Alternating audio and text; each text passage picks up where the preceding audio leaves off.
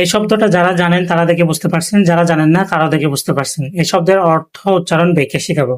সালামু আলাইকুম, আশা করি সবাই ভালো আছেন। শব্দটা হচ্ছে ভার্সেটাইল।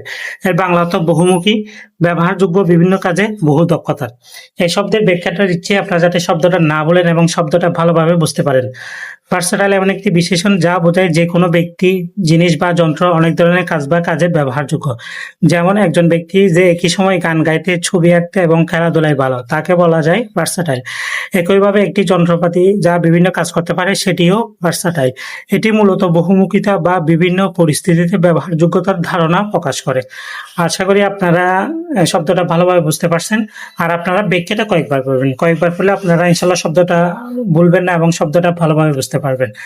আর আপনার যদি ভিডিওটা ভালো লেগে থাকে অবশ্যই লাইক, কমেন্ট, শেয়ার করবেন যাতে বাকিরা শিখতে পারে। সবাই ভালো থাকবেন, সুস্থ থাকবেন। পরবর্তী ভিডিওতে দেখা হবে। আল্লাহ হাফেজ, সালামু আলাইকুম।